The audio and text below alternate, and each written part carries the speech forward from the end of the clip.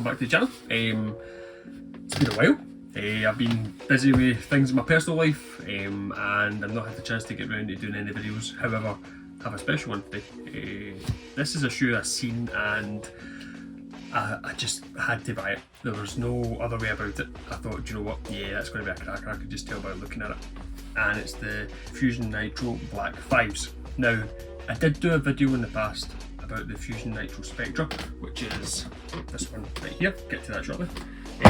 But this shoe, I'm going to treat it like a new shoe, because in a way it kind of is. The tooling's slightly changed on the top, not so much in the bottom half, but we'll cover that. And yeah, like, very interested. Was very excited when I first seen the images, and I could not for the life of me find any information on the shoe on YouTube or online reviews or anything, so I ordered them. They arrived today and I thought, let's do it, get back into it. So, packaging. First up, along that panel there, I love how they've put together this timeline of the Black 5's history, giving a little bit of detail of what it's all about, how it all started, who was involved, etc., right up to the present day. So very nice detail on the box at the back there. On the top, Black 5's logo, Puma logo, and make history now. On this side here, you can see, you might be able to see in the light, there's a couple of like kind of banner flags there. Not sure what the right name is for them, but it's all the teams that were formed during that period. Very nice touch as well. And when we open the box up, get some close-ups of this, but there's some nice paper on the inside. Alright, again, all the banners from the teams.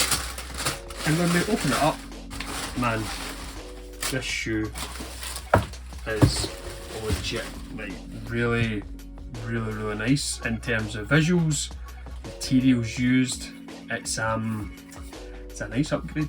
I'll get some close-up photographs as we go along, but very quickly, as you can see, against the Fusion Nitro Spectra, traction, same. Nitro foam midsole cushioning, same, no change. The main difference is the uppers. Now that is a big deal for basketball players, as most of you will already know.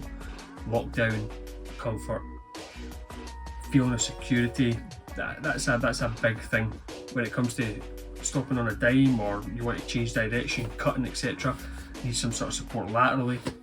So these things all mattered. The downside of the Fusion Nitro Spectra, it wasn't terrible, but there was very little lateral containment. Fusion Fit band across the middle, that had, it's a really nice feeling in terms of how it works to a certain degree, but the material that's surrounding it is very soft and there's a bit of a stretch there. The lack of lace loops didn't really help the matter of, as you start wearing this trainer, it gets softer, so you don't really feel too confident in its ability to support you if you want to come to a dead stop. So when I seen this shoe, I knew right away it was going to be a much better improvement, shall we say. So the lacing, you've got the lace loops all the way up on either side. This side has got a strip of leather. There's a stitching feature that goes all the way around that side, but it actually turns into like a lace loop as well, just to kind of give you that extra security just below the ankle. And on the medial side, you've got this leather material, which I believe is synthetic. Feels okay. It doesn't feel that bad. It feels quite nice, to be honest. And then you've got Make History Now printed on the side, which is a nice touch. On the lateral side, you have this little patch of material, which does offer some support. Not a huge deal. And you've also got the same material there for toe dragging. It doesn't feel very hard wearing, shall we say. It feels quite soft, so I don't know what the durability of that would be over the long term. The biggest thing though is the material change on the top. It's no longer this kind of knit with a fuse on top. It's actually like a kind of soft, pliable material with a kind of netting on top, so it's very, breathability is fantastic on it for a start, but because it's lightweight, there's very little break-in time with the materials. I do like the combination of the mesh materials combined with the synthetic leather on the medial side. That's a nice touch. But I think the thing that really makes it feel like a totally different shoe again is the tongue. Now, I don't know if you can see this, I'll try and get a close-up picture for you, but that tongue is wafer thin. It's like a knit, and it's quite flexible, it stretches a great deal, and the Black 5 logo is just like a little tag that they've sewn on there. So the tongue on this one is the same as the Clyde All Pro, which is this one here. It feels like a jersey on the top, so it's very padded, extra bit of comfort. But this shoe is so lightweight, and because the lace loops are used again like a traditional lace loop setup, when you pull your laces tight, you've got this feeling of security, and on the foot it feels really, really good. So this upgrade is something that I thought was worth mentioning, purely because this shoe here had so much potential. It was a nice happy medium between the Clyde Hardwoods and the All Pros. It was softer than the hardwood, but not as soft as the Clyde All Pros. So it had that going for it, but the upper wasn't the best. It looks good, it feels good, but performance-wise, I'm not 100% sold on it. But this one here, I believe, is going to be much better, just from the way it feels in the foot. I'm going to go as far as saying, some people might disagree here, but this feels more like how the Clyde All Pro felt like a Kobe shoe. This feels better, so this is a definite upgrade from the original. Whether they continue to bring out another couple of lines or colorways like this with the lace loops, the thinner tongue, you know, I'm not entirely sure. The fact that you've got breathability, this doesn't have breathability. You've got the traditional lace loop setup, this doesn't. You're relying on that Fusion fit band. And you've also got the medial side with leather, which gives the shoe more structure. This is still not as thick as the leather, obviously, but this toe bit here, again, I'll get close-ups, there's actually some grooves cut out there, so when your foot actually flexes, it's got space to flex. Kind of similar how to Nike and the KD15 that's coming out, they're putting holes in the midsole and the actual traction outsole, so that when the foot flexes, the area for kind of compression. I think they mentioned it might be to reduce weight. Nah, it's not that, it's to more about the actual compression side of things. So yeah, like the last thing I want to touch on really is just the colour choice. These the blue, green, yellow and red and the black, 5 colours that are continues through the Black 5's collab with Puma, recognising Black history, which is very important.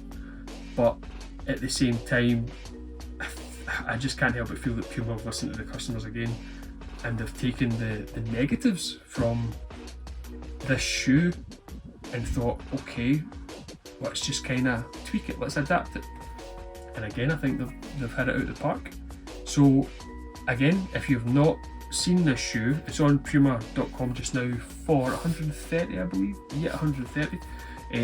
So this is something that is, I think this could be a gem. I really do. I think this is a gem that not a lot of people are going to be looking at. So if you're watching this video and you don't want to pay the full 130, I completely believe, but like I said before, Puma are very, very good at reducing their prices, putting on promo codes and things. So if you hold off a wee bit, you might get it a little bit cheaper. True to size, because of the lightness of the materials, they're very thin. You're not knocking half a size off with thicker materials or anything. I found this one to be just on the snug side, but again, once I started wearing it, it's loosened off a wee bit. This one, I went true to same size, and it was actually a better fit than the original. So just because, like I say, the material is just that wee bit thinner. The last thing that I've not mentioned, again, I'm a massive fan of this in shoes, and the inside, I'll get a close up, is there's some sort of detailing on the insole, and you can read some of it, but some of the print is kind of like I think it's maybe like a newspaper article, and there's a couple of images in there, unfortunately, you can't take you can take them out, but I don't want to rip it out. But you can take the outsoles and have a look if you get the chance. But yeah, they've went to a great deal with this shoe in terms of detail, just to kind of like a general upgrade. Is it worth £130? I don't really know. The original Fusion Nitro Spectra is 100, so they've put an extra £30 on this. So I feel that's maybe a wee bit excessive, because as far as I can see, there is no real leather being used on this shoe. So an extra £30, like, I can understand if they're adding some really plush materials, but they're not. Like this blue area here, I think that could have been a wee bit more of a hardware material for what that's actually meant for. The lateral containment side does do a better job in that area than this one, but again, it's the same as the toe drag area, so nothing special there. My overall thought of this upgrade: this shoe is what this was supposed to be. They've went a wee bit in depth with the technological tech tooling aspect with the Fusion Fit Band. It might work for football boots, but for basketball, the lateral containment is a big thing. This just helps. This setup here really helps. From this little lace loop that gives you additional support around your ankle area for lockdown, from the traditional lace loop setup, from even simple things having a wee bit more structure on the medial side. This still gives you a bit more structure with all the stitching and stuff. Yeah, I think that this is definitely the direction that this shoe was supposed to be heading in, and for that reason, it's a solid purchase. It's not as good as a Kobe. It's not as good as a Clyde All Pro. It's probably maybe a little bit better than the Clyde Hardwood in terms of how it feels on foot. But I think this is a shoe that's worth revisiting, because that one had potential. It was okay. It wasn't amazing, but this is definitely an upgrade. So yeah, worth a purchase, definitely. So yeah, that's the video for the two shoes. Thanks so much for tuning in. If you get any questions, feel free, hit me up in the comments. I'll try my best to answer you back as soon as I can. If you've not done so already, hit the like button, hit the subscribe button. I'm going to be trying to upload more videos frequently. There is another Puma shoe that I'm hoping to do a video on. It's TRC Blaze Court, I believe. I think that could be a winner as well. But yeah, I'll get that up as soon as I get the shoe when it arrives. Okay, thank you so much for watching.